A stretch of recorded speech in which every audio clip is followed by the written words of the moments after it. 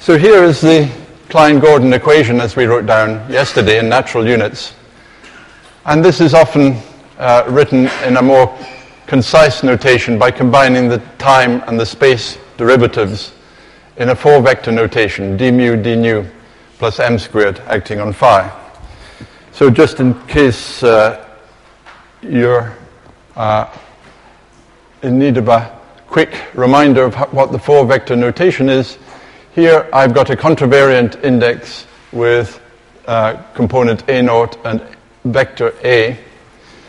And the covariant index can be found by contracting this with a metric tensor. So you change the space sign of the spatial indices. And then my notation will be that A dot B means A mu B mu summed over mu equals 0, 1, 2, and 3. So expanded in this way, you have that form. So my four vectors, spatial four vectors, would be CT and X, Y, and Z. The momentum four vector is E over C and the momentum. When you come to look at derivatives, there's in the contravariant index a minus sign associated with the spatial derivative, and the plus then goes into the covariant index. Now the way that you go from a classical equation to the quantum mechanical equation is to replace the momentum by the derivative operator. This guarantees that you get the appropriate uncertainty relationship. The commutator of p mu with x mu gives you h bar. So this is the prescription. And so if I start off with an equation which looks like p mu equals, which if you expand it, is e squared minus p squared, that can be rewritten as d mu. So that took us back to where we started on the previous transparency, the d mu piece. Okay, so that was just a notation. Let's get back to the physics. The physics that we had studied had a problem because we had a probability density which for the negative energy states becomes negative, and that is unacceptable.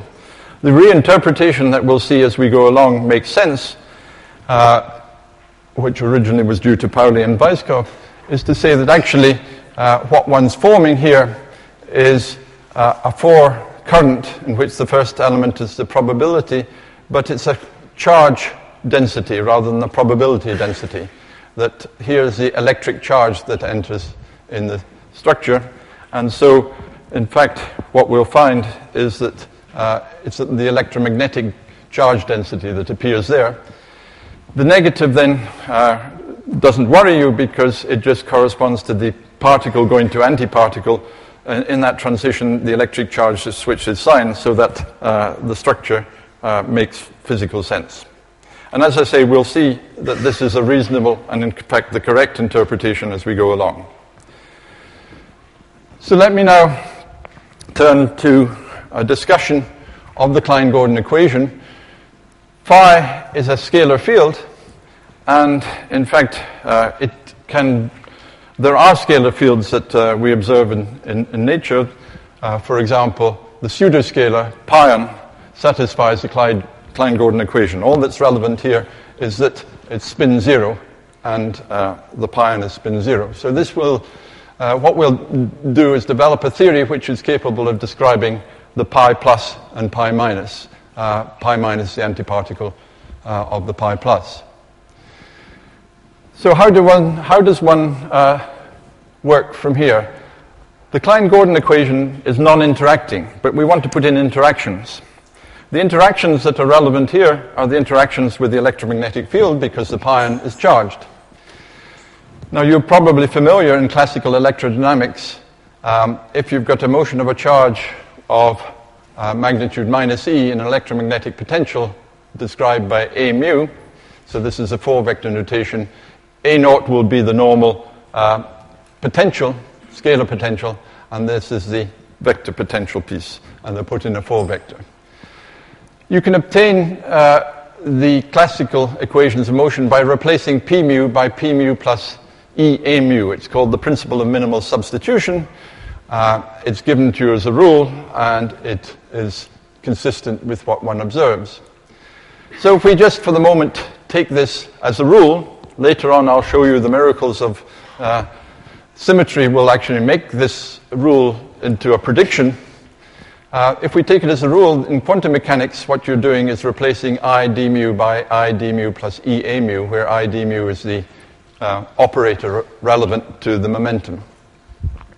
And in this case, the Klein-Gordon equation becomes something in which I've replaced d mu by I d mu plus E a mu. So I introduce a mu terms. And if you expand this out, you find on the right-hand side you get something I've called a potential, V phi, where V is I.e. d mu a mu plus a mu d mu. That's coming from the cross terms between, if I square this, the d mu and the a mu. And then there's another piece which is just the square of the E a mu on its own. So I've written this as, on the left-hand side, the original Klein-Gordon equation, on the right-hand side, an interaction with a potential, the potential being provided by the electromagnetic field. Outside here we have an E, which describes the strength of the electromagnetic coupling. In practice, when we work out implications for this, basically cross-sections, decay rates, the E always comes with a square root of 4 pi. So the alpha electromagnetic E squared over 4 pi is the relevant expansion parameter. And that being very small means that it's sensible to make a perturbation expansion in powers of alpha, i.e. the first correction would be of order alpha, then the alpha squared. If you're happy with a 1% correction, you can forget the alpha squared term. If that's the case, then this E squared will be higher order, and to first approximation I can use V in the form written in the box there. So that's what I'm going to study for the moment. Of course, if I wish, I can work harder and keep the other term, and we'll come back to that. So, making a connection with the first lecture, exchange forces occur due to the exchange of a virtual particle. Here is an electromagnetic interaction due to the exchange of a photon. Now, the example I'm dealing with doesn't involve, at this stage, electromagnetic interactions. It involves the exchange of the scalar particle, the pi. This is the case where we do scattering of pi plus pi minus going to gamma gamma. In this case, the photons are external states, not the propagating states. The propagating state that's generating the force is the pion. So what I need to find out is the pion propagator in order to calculate this diagram. Let's see how one proceeds to find the pion propagator. Going back to the equation that we started with, this is the equation we would like to solve. And I've put the potential interaction. I've just changed notation from phi to psi, but that is because I'm treating psi as the interacting state, and I'm going to keep phi as a free field in the absence of the potential. So with this slight change in notation, here's my starting equation. And I assert to you, and we'll see in a second that it's true, that you can solve this in an integral form in which you write psi, the solution to this equation, as phi of x, where phi of x satisfies the free particle Klein-Gordon equation, minus something which is an integral d4 x primed, so it's a four-dimensional space-time integral, something that's going to be called a Feynman propagator, delta f, which is a function of x prime minus x, times v that appears here, evaluated x primed, and psi that appears here, evaluated x primed. And for this to be a solution, this Feynman propagator has to satisfy an equation, and the equation it has to satisfy is the one written here, that d mu plus m squared acting on the Feynman propagator is the four-dimensional Dirac delta function. The definition of the four-dimensional Dirac delta function is that if you integrate d4 x prime delta 4 x prime minus x times any function of x primed, the answer is fx. So basically, the Dirac delta function has support only at x prime equals x. Everywhere else it vanishes.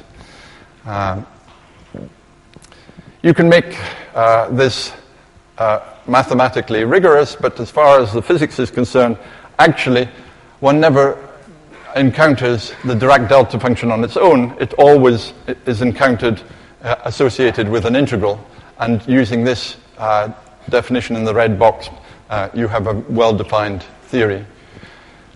So let's see why this is a solution to the original equation. Apply to both sides d mu plus m squared on psi. On the right-hand side, the first term is d mu plus m squared acting on phi, but by definition, that's 0. So we're left with the derivative acting on the second term. The derivative is acting on the x index, not the x primed. So the only term in the second piece that has an x index is the Feynman propagator. So we look at the effect of that on the Feynman propagator, and you get a 4-dimensional delta function. But using this property, you can now do the integral over the 4 x dimensions and get back v at x, psi of x. That's what's playing the role of f of x in this integral with the delta function replacing the Feynman propagator. So that would give you minus v psi. And that's exactly what you want. What I've done is I've applied d mu plus m squared to both sides. I found the first term vanishes, and the second term gives me the minus v psi, which is the equation we wanted to solve. So I hope, even though it's been done quickly, that you can see that that's manifestly a solution. Once we have a solution, we can do something with it. Well, we haven't quite got the solution because we have to solve this equation for the Feynman propagator. So let's see how that proceeds. The simplest way to solve it is to take the Fourier transform of both sides. So I've got an integral e to the minus I p dot x prime minus x. Remember, that's in 4-vector notation, the 4-vector p mu contracted with the 4-vector x prime minus x. And we've got an integral d4 x prime minus x. So this is the 4-dimensional Fourier transform. And under here, that's what I'm taking the Fourier transform of. And I apply the same thing to the right-hand side. Now, the right-hand side I can do immediately because of the properties of the Dirac delta function. It becomes trivially just 1, because if I set x primed equal to x in the exponential, that's just 1, and that's what I'm told is the answer from the properties of the Dirac delta function. On the left-hand side, this derivative acts upon x. Now, what I can do is to rewrite this derivative acting on the Feynman propagator as a total derivative acting on both terms minus the effect of the derivative acting on the exponential. Now, a total derivative integrated over the volume becomes a surface integral. And if I further take that everything vanishes at infinity, the total derivative vanishes, and I'm left only with the effect of this acting on the p term. So if I do that twice, it brings down a p squared. And so you end up taking account of the i's, minus p squared plus m squared, acting on the Fourier. Once I've taken the derivative on here and got a p, I can take it out of the integral. And I'm then left with the Fourier transform of the Feynman propagator on its own, which I've written as delta Feynman as a function of momentum space. That's the Fourier transform of the Feynman propagator. And now you see I've solved my problem, because now I know what the Feynman propagator is. It's 1 over 2 pi squared divided by minus p squared plus m squared. Here it is. And you'll begin to see the connection with what I said in the first lecture, that the propagators involve a 1 over p squared, or if it's massive, 1 over p squared plus m squared, well, minus p squared plus m squared. Now, there is a subtlety, and the subtlety is very important. And of course, if you go into the details, you have to worry about this subtlety more. I'm just going to state what the subtlety is and what the solution I'm going to choose is. The subtlety is, how do you define this when p squared equals m squared? When the propagator goes on mass shell.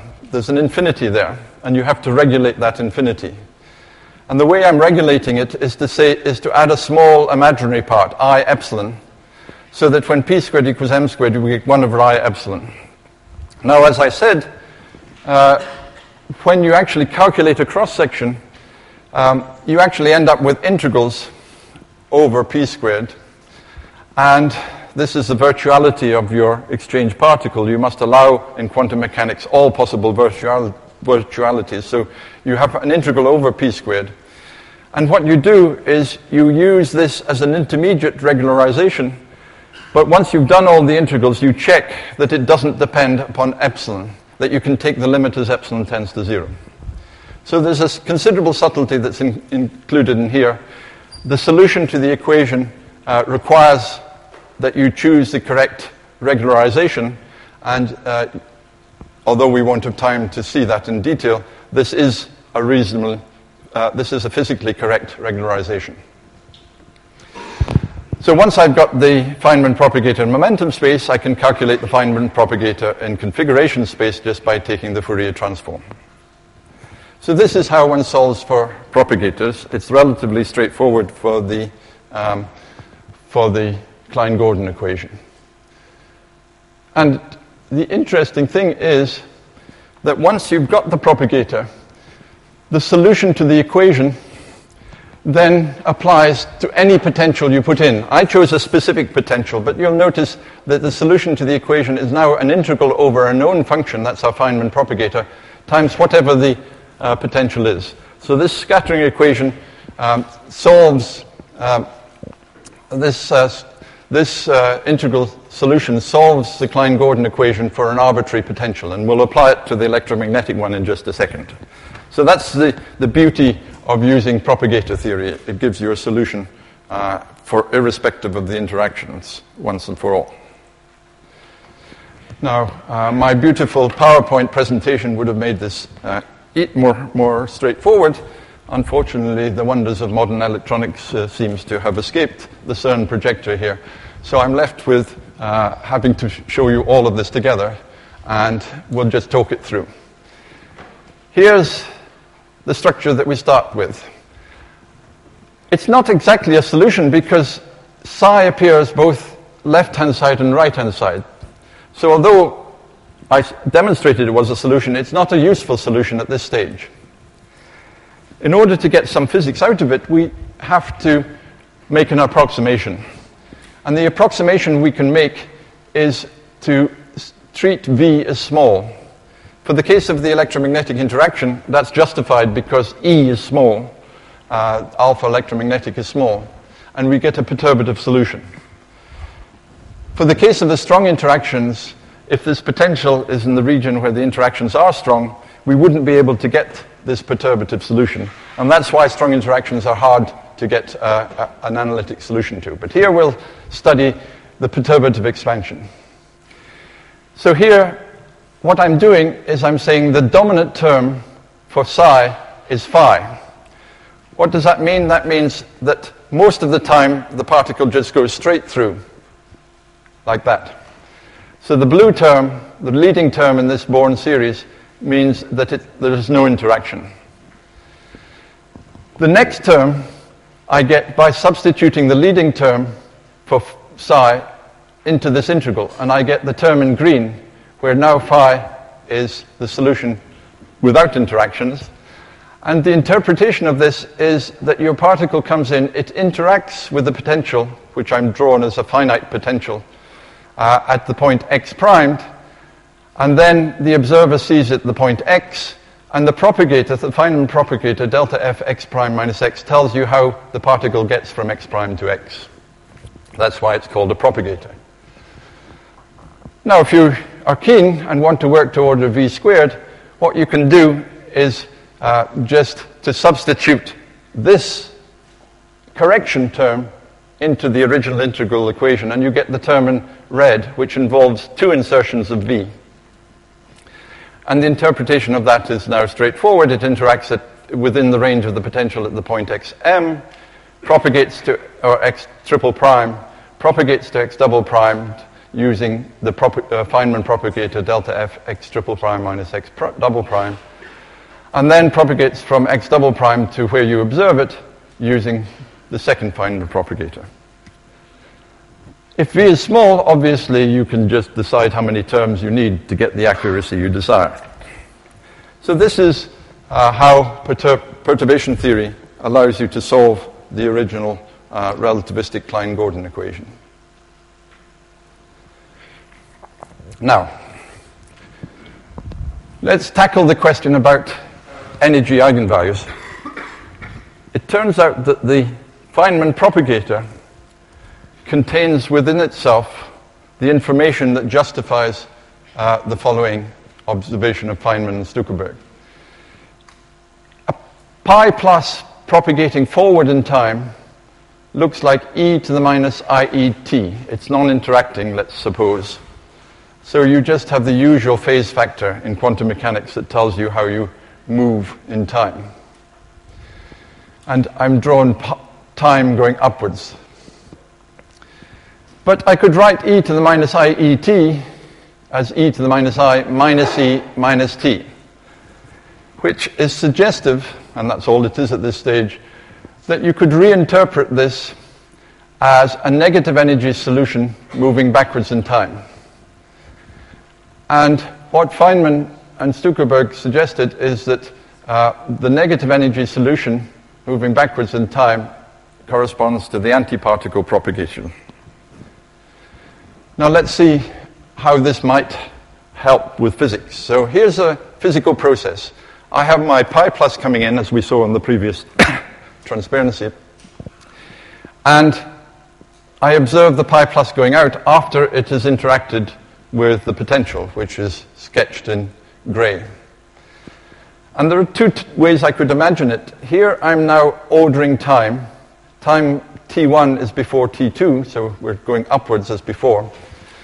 And I can imagine two possible orderings, one written by the first graph and one written by the second graph. In the first graph, the interaction of this pi plus with the potential happens before the interaction of the propagating pi plus with the potential.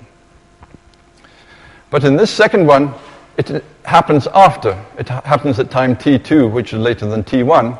So we have to have a propagation backwards in time to tie up with the outgoing state. Now, let's see if the interpretation makes any sense. Let me think about what's happening in the period between t1 and t2. So I'm essentially cutting this graph along the horizontal. Here I have my propagator moving forward in time, and the interpretation that we had from looking at that Born series was that it corresponds to the propagation of the pi plus from this point to this point. So this would be pi plus at time 1 going to pi plus, which then at time 2 goes to this pi plus. So there's an interaction, the pi plus remains a pi plus. However, the second graph has a different character. If I cut that, there are three states between time t1 and t2. The first state is the incoming pi plus, so that's that pi plus. The last state is the outgoing pi plus, so that's pi plus. But the intermediate state is going backwards in time. If I use the Feynman-Stuckelberg interpretation, I should call it a pi minus. And now what I've got is a pi plus going to a pi plus, pi plus, and then going to a pi plus. Here, I've allowed for the fact that there could be pair creation. The potential can lead to pair production of pi minus, pi plus. These can be a virtual pair. It doesn't have to be a real pi minus and pi plus. In fact, you don't expect it to be. But in quantum mechanics, you don't have to create the energy to twice the mass of the pion needed to create real states, because if these exist only for a short time, and remember this is only in the range of the potential, so it's only for a very short time this state exists, the uncertainty principle says that these states, the pi plus, pi minus, can exist. You're creating a virtual pair which then annihilates again, and the final state coming out is just a single pi plus, as we'd expect. So that's the interpretation. Now we can make this interpretation mathematically well defined, because what we have in going from x to x primed is this Feynman propagator. And we found the solution to the Feynman propagator written here in blue. This involves an integral over the d4p. And what I'm going to do is I'm going to do the integral over the time component, or the zeroth component, p naught, the energy component. And the p naught integral can be done most conveniently using contour integration by Cauchy's theorem. If you've met complex functions of a complex variable in Cauchy's theorem, you may be interested in seeing how that works, but it doesn't matter as far as the final result. This is the final result for doing that integral. Here, omega p is the energy, square root p squared plus m squared. And the important thing to notice is you end up with a modulus sign on the t prime minus t. So it depends whether t primed is bigger than t or less than t, how this fits together. Now, I don't have time to go into it, but those of you that are interested in the details and are familiar with Cauchy's integral techniques can see how that integral is done in this transparency. But let me just take that as given. So this is my integral that I have. So I've stated without proof, apart from showing you that it's on that transparency, that the result involves the modulus of t prime minus t, which means there are two parts. If t primed is bigger than t, so I'll write that out, theta t prime minus t, this is the step function, which is only, it's 1 if t prime is bigger than t and 0 if t prime is less than t. So if t prime is bigger than t, I have the normal structure e to the minus I omega p t prime minus t, which is e to the minus I e t in the normal form. And so I can write that as the positive energy state, the upper sign, e to the minus, that's the f plus. If you remember, these f plus and minus are the positive and negative energy solutions to the Klein-Gordon equation. So I can rewrite all of this as an integral d3p f plus x primed, f plus star x theta t prime minus t.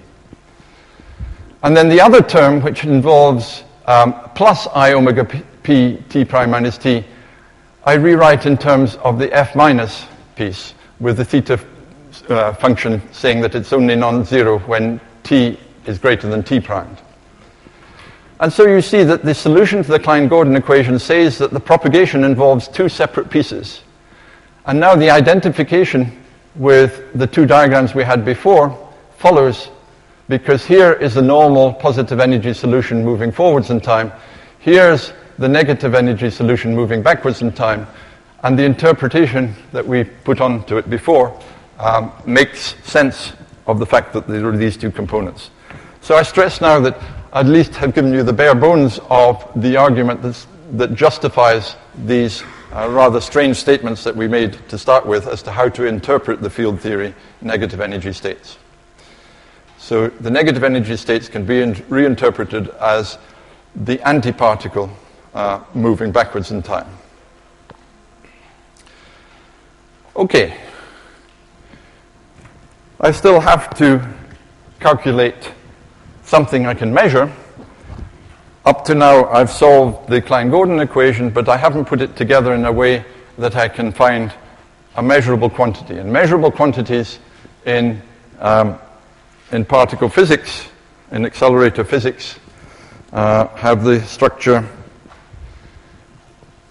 sketched here, where you have an incoming beam. So this would be a fixed target collider, or else a fixed target experiment in which we've got a target sitting here, an incoming beam of particles scattering, and you observe at a given angle the result of that scattering. Of course, the same applies to the collider if I go to the rest frame of one of the interacting beams. So this is what I'm trying to calculate. How do you determine for a given potential how many particles will be scattered into a given angle theta? Because that's what you can measure, the distribution with respect to theta of the number of scattered particles. Well, in quantum mechanics, let's see how that happens. We have initially an initial state, which I've called I, which is the psi at t equals minus infinity. And then this state is going to evolve possibly scattering to t equals plus infinity. And I'm going to define the initial state evolved to t equals plus infinity as an S matrix, it's called, times the initial state at t equals minus infinity. The solution to the Klein-Gordon equation that we wrote down will tell us what this is, because that was the result of putting an initial state in, evolving it, and seeing with the Born series how the outgoing state looked. And then the observer will observe the resulting system in a state which I've called psi out, which is a final state. So what then I'm looking at is the probability amplitude, which is the amplitude to find psi out given psi in evolved to t equals plus infinity. Rewriting this using this S matrix notation, it becomes psi out at t equals plus infinity compared to psi in at t equals minus infinity. Now, at plus and minus infinity, the potential I've assumed to go to zero, so these states are just solutions to the free particle Klein-Gordon equation. They're the F plus or minus. That's why it's convenient to write it in this way. And then all of the physics is contained in this S matrix.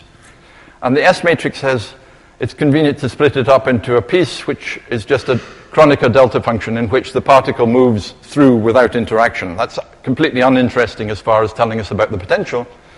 And then the T matrix, which I put an I in just from convention, will contain the interesting part. So we'll be interested in calculating the T matrix.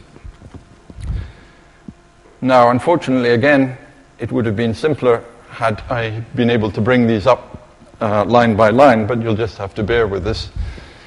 Here is what I'm trying to calculate. And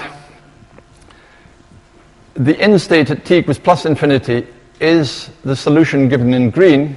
This is the integral scattering equation, where the Feynman propagator has the structure that we wrote down on the previous transparency. It's got these two terms in it.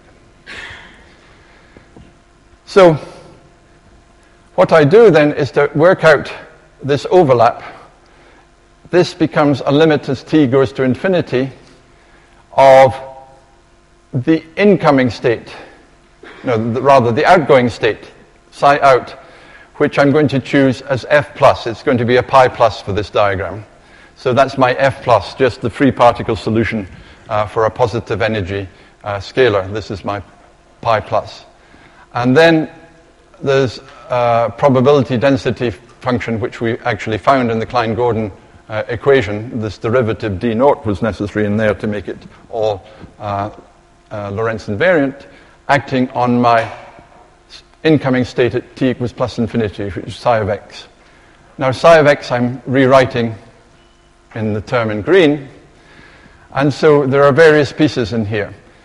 The leading piece is phi of x, which is just the incoming pi plus, so that would be f plus without the star. And so when I do this integral f plus without the star times f plus, you end up, one carries momentum p, the other carries momentum p prime. The residual derivative, residual integration over x gives me the three-dimensional delta function. Just saying you've got to conserve momentum, that's coming out from that. And this is the trivial bit, the one where nothing's happened. The interesting bit is where my psi is this piece, which, if I substitute that in there, ends up giving me the second term in here. Here's the outgoing pi plus, here's the ingoing pi plus, and in between is the potential. So the t, the it piece, is this second term in leading order in V. If I wanted, I could work to higher order in V and find the t at order V squared, but for the moment this is enough. Now, interestingly enough, because my equation is relativistic, simultaneously I could have calculated other processes. I could have calculated pi minus going to pi minus by choosing the incoming state to be f minus rather than f plus, and the outgoing state to be f minus. Or I could even also have calculated pi plus pi minus annihilation in this potential by choosing the incoming state to be f plus and the outgoing state to be f minus, and so on. So the physics of all of these processes is contained in this solution to the scattering equation. But for now, I'm just going to concentrate now on the bit that's of interest for pi plus going to pi plus. And this leads us to a set of rules that Feynman wrote down. What I've described to you is a solution to the Klein-Gordon equation. And the important thing was that we found a solution to the propagator. But once you've seen how the solution works, you realize that it applies to any potential whatever. And what you can do then is to take this solution, which is for t, and rewrite it in a set of graphical rules that you can then put together to find an arbitrarily complicated process, the result, without going through all of this derivation I showed you before. So let's see how that works. Here's my non-trivial TFI. It's an integral d4y f plus star vy f plus. And now v of y I write as minus IE times a mu d mu plus d mu a mu. That was what we derived before by using the principle of minimal substitution in the Klein-Gordon equation to work out the electromagnetic potential that is relevant to this scattering. And now I can rewrite this in the form of an integral d4y as before, a current times the field a mu. And the current has two terms. If I look at this first piece, I've got a mu, here's my f plus, and the d mu acts on what's acting on the right-hand side. So this would be an overall current formed by taking the free particle solutions to the Klein-Gordon equation and having this derivative. This term, the derivative acts on a mu, but as before, what we can do is to change the way that the derivative acts by rewriting it as a total derivative minus the effect of the derivative acting on the f plus. So here's the minus effect of the derivative acting on the f plus times what's left over, and now it no longer acts on the a mu, so that's sitting outside. You're left with the total derivative integrated d4y, but that becomes a surface integral, and you say your fields are dropping off at infinity, so to zero, and so that you can drop. So this is what you end up with. But now I know what f plus is. It's e to the plus, f plus is e to the minus ip dot x. So the derivative acting on it just brings down a factor of ip. And so putting that in here, you get a pf plus pi coming from these two terms, where the derivative is pulling up the final or the initial momentum, depending. Actually, I should have been careful in distinguishing this momentum from this one, but that's been put in here because you have the initial state and the final state. Of course, if it's just a single particle scattering, the conservation of momentum will force them to be the same, but that doesn't always have to be the case. So what I've got then is this structure for J. And the Feynman rules now just say, let's consider the interesting piece in here, the minus I p mu plus p mu primed, and rewrite this as a diagram in which I've got my pion scattering with the photon, which I've labeled by momentum k and 4 index mu, going to p prime.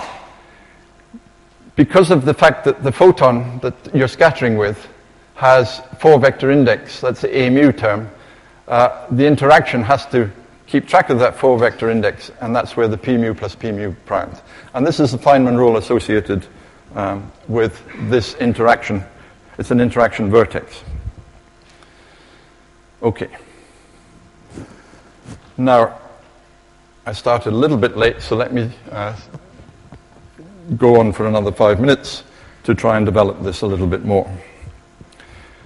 So far, I've concentrated on the scattering amplitude. But I have to convert this into something measurable. And what we measure are cross-sections or decay widths. The cross-section is defined to be the effective area that the particle coming in sees as if it were a black disk scattering. It's a convenient way of defining how significant that scattering is. So being an effective area, it's got dimensions of length squared or mass to the minus 2 in natural units. The decay width is 1 over the lifetime, so it's got dimensions of 1 over time. In natural units, that will be dimensions of mass. Now, returning to the cross-section, the units that one uses conveniently, well, Fermi's labeled the sort of nuclear size, and originally one defined a barn as being 100 Fermis, sort of unit that when first studying particle physics, you express cross-sections in terms of barns. We've now moved up in energy, and the cross-sections have gone down, and now one may use smaller units, as defined here, a microbarn being 10 to the minus 4 Fermi squared. It's thought that the LHC will run for the first year, producing something like 200 or 300 inverse picobarns, where this is a picobarn, 10 to the minus 10, and so on. Okay, so how does one calculate this cross-section? The cross-section is the transition rate. Now, the transition rate is going to be related to the transition amplitude squared, usual quantum mechanical way that you square the amplitude to get the probability. So transition rate times the number of final states that you can find produced by this, divided by the initial flux. Definition of the cross-section, so that you can compare, as long as you have the same definition, you can compare with the experimental measurements. So how does it calculate this? Again, it would have been useful if I could have put these up line by line, but I'll talk you through it. The final states, you've got a process A1, A2, two-particle scattering, going to n particles. The momentum of the final states forms the usual phase space.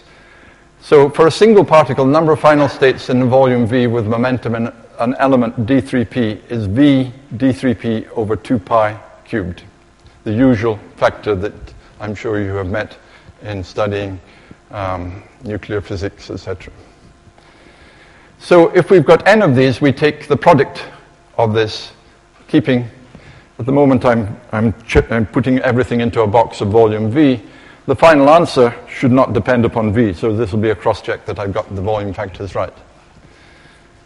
So that's the number of final states. Second ingredient, initial flux. Well, we have this particle moving to collide with the stationary particle in the frame that I'm sitting in, the lab frame, if it's not a collider, but a fixed target machine. So, the initial flux, we have the number of targets per unit volume, let's normalize to that, is 1 over V. So we've got one particle in this volume V. And then the number of particles passing through unit area is just the volume swept out. So we've got unit cross-section times the velocity, so it's just the velocity. And then that's normalized to the overall volume. So this is the initial flux. The velocity, the relative velocity between these particles, V, divided by the box size, V squared. And now, the transition rate. Well, I think this is a good time to break. What I'm going to do is to put together all of the various pieces that we had before to calculate the cross-section. And I'll leave it there for now. Thank you.